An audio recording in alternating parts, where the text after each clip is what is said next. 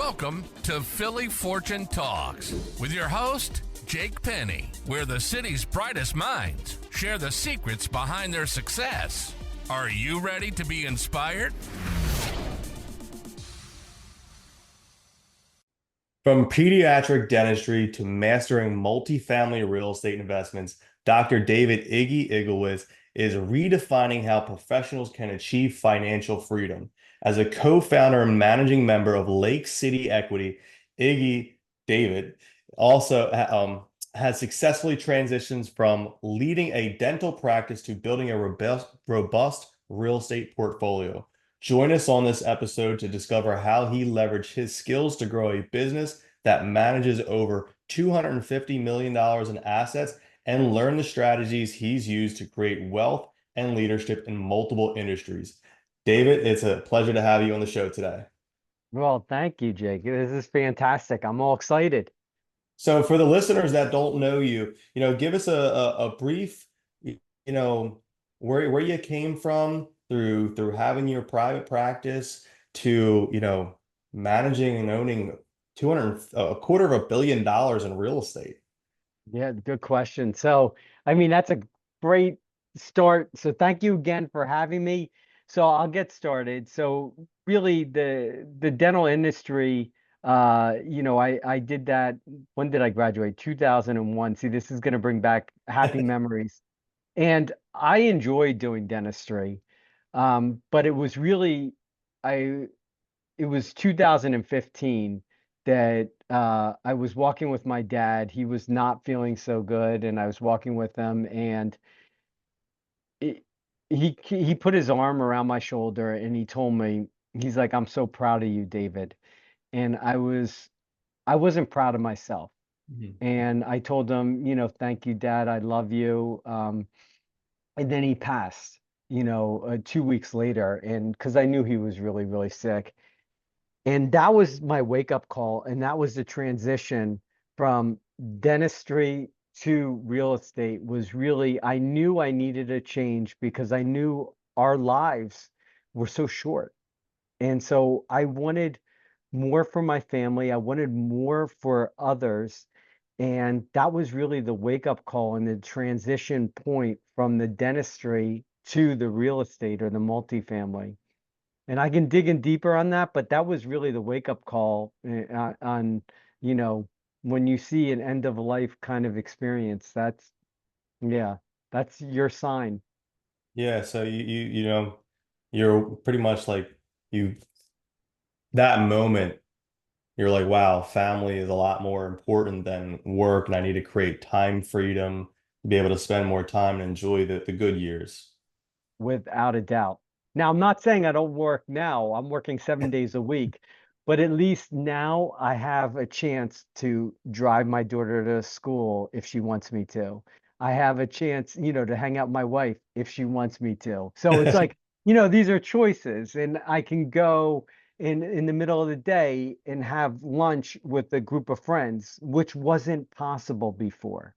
And and so it opens up opportunities. Yes, I'm still working a lot. If you talk to my wife, she's like, "You're working more." But it opened up all these avenues and these opportunities, and it's exciting. Yeah, real estate is definitely exciting, especially like the people you meet, like you said, the time freedom it gives you.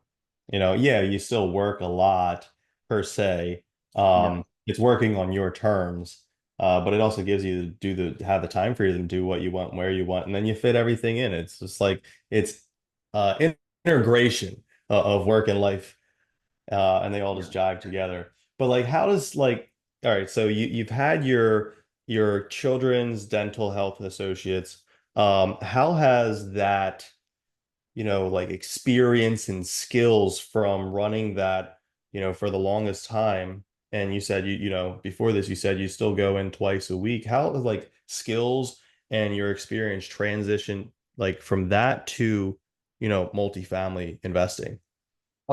That is a freaking fantastic question. So first off, I'm not doing twice a week. It's like two times every other month. Yeah, Okay, that got it. dentistry now.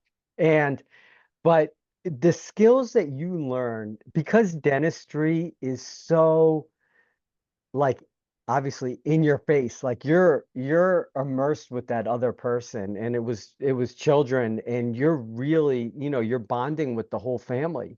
And so it's the same kind of thing with multifamily. You're dealing with residents and you're taking care of them. You're taking care of where they live. And you're giving them, the best that you can do.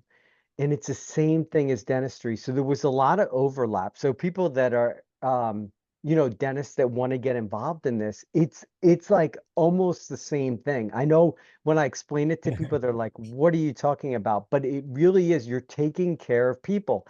You were trained in taking care of people, and now you're able to do it, and you're going to be making more of an impact on people. And I think that that's one of the things that dentists and medical professionals, really need to understand. They forget this, but they work their butts off. Well, the ones that just came off out of school, but they worked their butts off in school, and they worked really, really hard, but they were just focused on what was in front of them. They didn't see to the left, they didn't see to the right, because you're trained a certain way. Mhm. And getting into real estate really opens up and it clears the visors, but you're able to do that because of all the training that you've had in the past. You know how to work hard. You know how to work harder than most people, actually, than almost everybody. And Everyone. and it's Yeah. yeah, and we forget that because we get casual about all of our experiences in the past. But a lot of dentists and medical professionals, I mean, the amount of hours that they spent in schooling is just incredible. And so they want to stay in that path, and that's fine. And to continue that path, but using real estate as another avenue to use your wealth to create, generational wealth is huge. Yeah, So, I think it's so fascinating. Well, I mean, little backstory on me. I went to school for like pre-med, and I just didn't have the smarts in me to be able to complete it. Maybe call it giving up, I don't know. But I fell into real estate, and my love for real estate was like, wow, like I can still help people and make a awesome social impact, kind of on the same, wavelength of being a doctor or something like that. It's just a different vehicle and you're helping in a different way. So you're still serving a greater purpose, and I find that so awesome. I totally agree, obviously. Yeah, I did not know that about you. Now that's exciting. Yeah, yeah. A chapter ago for sure. Yeah. Um, but you co-founded Lake City Equity and you direct the investment strategies. Like what key factors do you consider when evaluating these multifamily investment properties? Oh, that's a great question again. And so really it's me. I mean, it's a big, big team, but Sam, John, and I, the first thing is finding partners. So before we even get into the investment strategy, I did a lot of multifamily beforehand, and I had multiple partners because this is really a team business. You need a team. And one of the deals that I did, I was fortunate enough to work with Sam and John. They're husband and wife. They're also my business partners. And I sat down, we were doing a deal. This was in 2020. We all know about the shutdowns and stuff like that.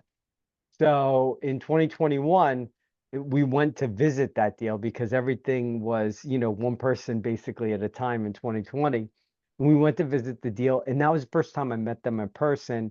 And we spent hours together. We drove to conference afterwards, and there's all of these people there, and the three of us sat at a dinner table, and we just talked for hours. And I realized, one day I'm going to be working with them. I know that they're the right people when that opportunity comes.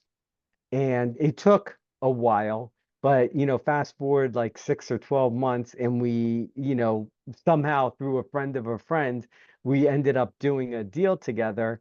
And then we saw it because that deal was tough. We closed in 2022 in it was supposed to be in March, and we all know that was the first rate hikes.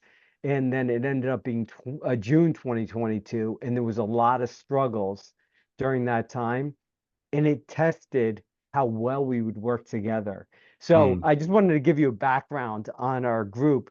And so we said, we survived this. And then we dated for a while. We still continued to date and we did deal after deal after deal after deal together. And then finally in 2023, we made it official. And we called it Lake City Equity because that's where we met in Lake City, Florida.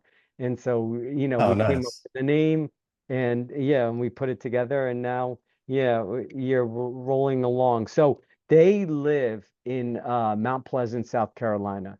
So, and Sam is originally from Savannah, Georgia. So those are two great markets. And that's where most of the deals are coming from is in that area. So that gives you the background. So what are we looking for in deals? Because that's the real question that, we always look for cash flow first or the potential for cash flow. When I say the potential, we're looking at the market rents in the area and we're saying, can we achieve it at the property level right now? Is it like just so far under market that we don't even have to do anything to the property, just take care of the residents, take care of the work orders, and then we can achieve that rent? Most of the time, the answer is no. But sometimes there was one or two actually that they're truly under market that you really don't have to do much. You just take care of the residents. You do those work orders. You take care of them and then they're willing then to pay you the additional rent for that service. So, but most of the time we're adding value to the properties, increasing value, whether that's adding dog parks, painting the exterior, or as little as changing ceiling fans, or as most as a full reno on the inside of these units to achieve those rents and to give the residents the quality of life that they want. Yeah, I mean, so are you looking for like are you in like B class, C Oh, class, B gotcha. Y- plus? Yeah, so we have some C class assets. We're really look for B in it, like an A area, and that's our most recent opportunities. That's what they are. And so, that's truly what we're looking for. No AA class, like, 2022 build or something like that. It's more, the earliest vintage is 1990s, I think. So Yeah. some would consider that C. These are not C assets. These are, yeah, the quality of residence is definitely B plus. Yeah, and that asset class, from what I've heard, is really great because in good times you have a solid um residency, and then in bad time, or sorry, yeah, in good times, sometimes the C class people bump up to the B class, right? Yeah. Or in the bad times, the A class bumps down to the B class. So you always have a lot of demand in that asset class. Yes. And the working class, the C class, we do have a fair number of properties in there. And the idea is just to lift it a level to take care of the same residents. But as we're seeing, I mean, times are changing. And I don't know if you want to talk about times and the transition, but times are changing. So multifamily is getting tougher and it's Yeah. more of operational. So whole property management company in-house, Lake City Living, because we knew that this was going to happen. And so in 2023, we officially started and we knew that the times were changing and we knew operations was going to be number one. And if you could operate and you'll be able to thrive during a recession. So that's why and that's why it's really important as delinquency will rise Yeah. and we'll also see vacancy rising too as qualified residence is getting tougher and tougher to find. For sure, the cost of living, the unease in the economy, it's definitely making it harder for everybody. Interest rates, even though we just had what, like a 0.5%, Mm. drop, it doesn't really do much. Um, but yeah, it's definitely more of an operational game. Deals are definitely harder to come by, and it's just all about management. That Yes, makes the deal go very well. yes. So, what has been the biggest challenge you faced when transitioning from dentistry to real estate, and how did you overcome it? Because a lot of people are currently in your same shoes you were when you were full time, and they want to see they don't see how it can be possible, especially for somebody that is a doctor or some type of healthcare where it's a very busy profession. So what Yeah. did that look like for you, and what were like the biggest challenges? How do you overcome them? I think the most, and you're asking a really good question. So I think the biggest thing is mindset. I mean, if we look at everything, is really the mindset is getting out. Like you label yourself, and I could label myself as a pediatric dentist. But once you clear that label and you open up this whole world, and I think that that's the most important for especially dentists and medical professionals, you're not just a whatever you want to put it. You can Mhm. be that. That being said, when you get into this, especially if you're taking on, larger properties or even smaller ones, you have to be 100% committed. This is not like a stock or bond unless you're passively investing. Even then, we call it passively investing, but there's still extra tax stuff you got to do, but there's extra benefits too. So anything that requires, when we call it passive, it's still a little bit more work, but it's something to consider. Really,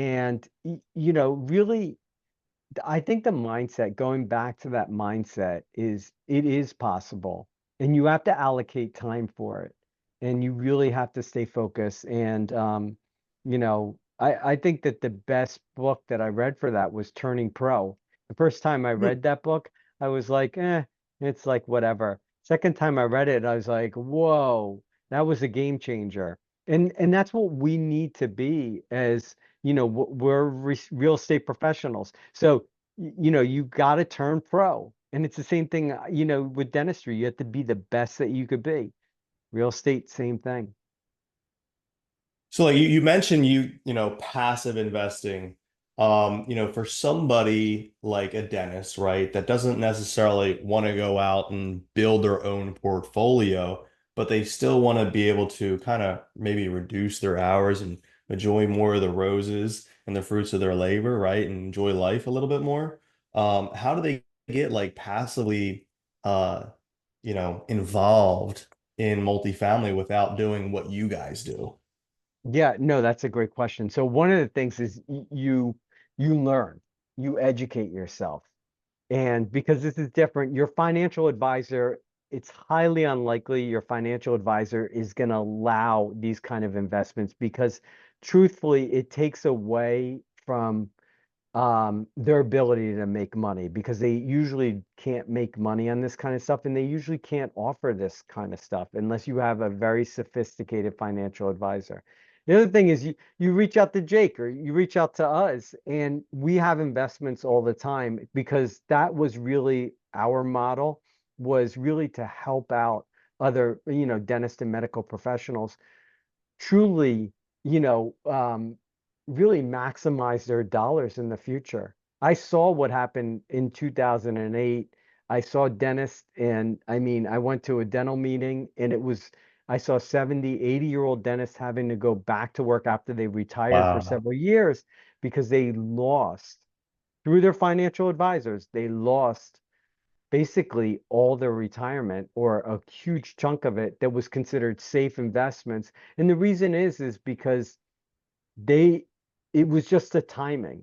If you look at a chart of anything, it's not anything, but when we look at the stock market, usually it comes back, but it takes time. I mean, Hmm. the 2008, I saw my personal 401k go to a 201k. I mean, it was cut in half. And back then they only gave you statements. Like you couldn't log in every hour if you wanted to see how Oh, things wow. were. Yeah, so they mailed the statement. I was like, this is wrong. And then I started doing, and I was like, no, it's not.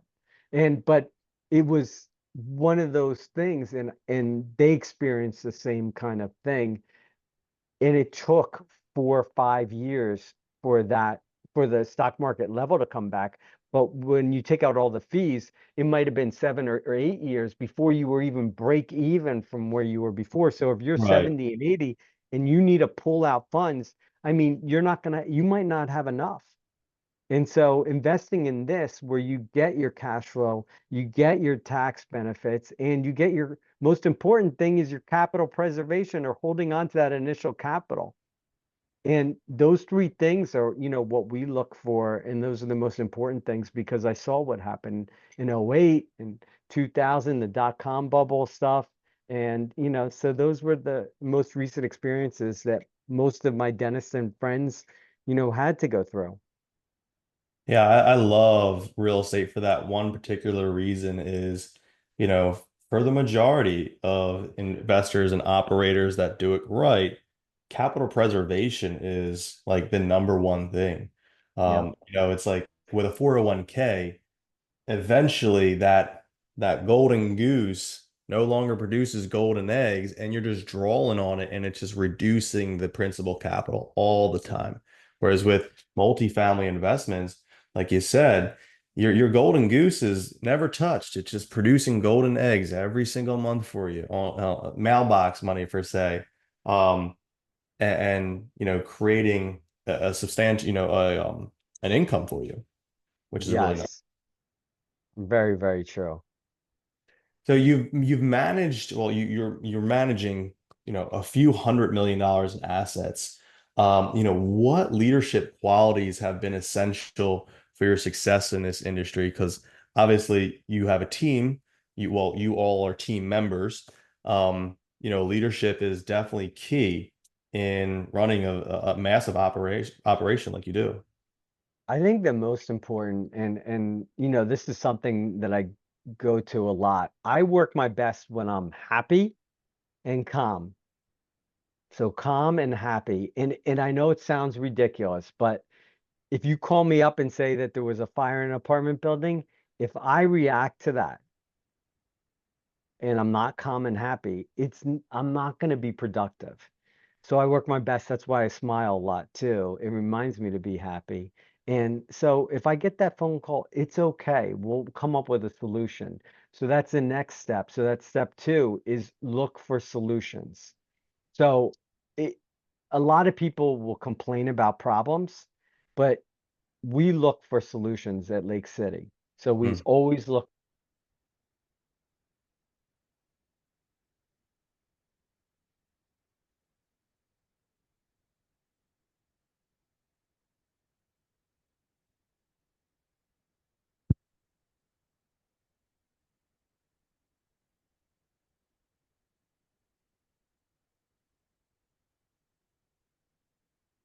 better. There you go. All right, I had to switch mics. Yeah, we've had mic problems. It's technology. Technology. But you said something. Anytime we've ever spoken, you've always been happy, always had a smile, and always have looked calm as a cucumber. That's the one thing I've known of you since I've known you is like you're always happy, which is an awesome trait. Because life can strip that away from you for sure. And it's good Yes. to have, happiness at all times. And like you said, like I had a similar situation where we were evicting a tenant and she wound up burning our house down. Sorry And that happened. I could have lost my noodles and totally had a shit fit and, ruined my day and all that stuff. And I'm like, well, hey, this is why we have insurance. This is why we buy properties at a discount. This is all fixable. Nobody was hurt. And I just went on with my day and we just figured it out, coming from a solution mindset. How do we fix this? How do we get it back up and running? And go on with our investment strategy. Yeah.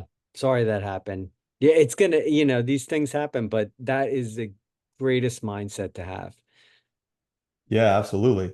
What advice would you give professionals considering, adding, the investment of multifamily syndication or funds or just real estate in general into their investment strategies? Well, like I said earlier, is first educate yourself. And also, we call it analysis paralysis, which really Hmm. means you educate, but you never take action. And that's the part you got to take action. I remember the first time I wired funds and I was scared out of my mind because it's like, oh my God, what happens if this? What happens if that? And I said, wait a second, why am I doing this? And then it clicked. And I said, at the time I had an advisor and he was like, "Oh, this is risky." And I'm like, "Why is it risky?" So I thought about it from his point of view and then my point of view. And I was like, "No, this isn't risky." I was like, "What I'm doing now is risky. You're just not calling it risky." And so I got over that hump. And so the real thing is you need to take action. That's like if you could sit there and you could talk to me, you could talk to Jake, you could say, I'm doing this deal, I'm doing that deal. But unless you take action, that's when the magic happens. And when you do that, it's like it opens up your world. And going to events, going to real estate events, like if you really want to immerse yourself in this, I know a lot of you guys don't have time, but just attending one real like your local meetup or whatever, I mean, it can really open up your world. Yeah, it definitely can, and there's a lot of free meetups out there too that you Yeah. can go to get a lot of information. And then there's obviously like the paid masterminds where it's more in depth, and that has its time and a place when you eventually get there. But it's important to educate yourself and take massive action because what's risky is not taking action. Yes. Obviously, you want to take calculated action, right? You just don't want to just take action out of the blue and not have at your wits about you, of course. But, you can't be static. It's like that, what is it? Maslow's law, an object in motion stays in motion or something like that, or an object not in motion is dying or something like that. I think probably totally bushed it, but It's close enough. yeah, all right, good. How do you envision your impact of your work in real estate on the communities you invest in, and what kind of legacy do you hope to live? Sorry, not live, leave. Those are two great questions again. So number one, this kind of shows the impact. So there was a contractor that we used to work with down in Savannah. He reached out to us, actually to Sam and John, and he said, you guys are really making an impact on the community. And it was so when you hear those kind of things, that's what lights you up. And when you drive these properties and you literally see the changes that you've made, we took one complex that was like basically 60% occupied to close to 100% right now. And it totally transformed the neighborhood, like completely. My bad. 2 miles away, we just painted the exterior. We went and I drove it. I think it was basically 2 weeks ago. You see it and it's like a totally different neighborhood. The dad was playing soccer in the fields with his kids, and it was like that's awesome. And that's what gives me a smile on my face. And to my family, it's really to show them, hey, you can do whatever you want to do. And it's like this is something I wanted to do, whether you want to follow in this path or not, it leaves you with an ability to create that cash flow and and that mindset. So that's what I hope to leave with them is, staying happy and calm. Because I'm not always happy and calm. I sometimes have to meditate and force it. But remembering that would be the most important thing, more so than money and more so than anything else. Oh, that's awesome, David. For anybody that, wants to connect with you, learn more about multifamily investing, syndication, how to become a passive investor with Lake City Equity, what's the best place for them to go to? But they can just reach out to me directly. They can reach out to Iggy, IGGY, at lakecityequity.com. And pretty soon we're going to have a new website up, but it's not up yet, dentalfreedommatrix.com. And so that's we're looking forward to that. So that way, dentists and medical professionals that feel like it's too much going to just to the Lake City Equity, this will be the site to go to first to learn a little bit more about real estate and what they're really looking for that time freedom. Awesome, Iggy. Well, it was a pleasure having you on Philly Fortune Talks today. Well, thank you for having me. Thanks for tuning in to Philly Fortune Talks with Jake Penny. Inspired to share your success story? Visit phillyfortunetalks.com/guest and let's inspire together.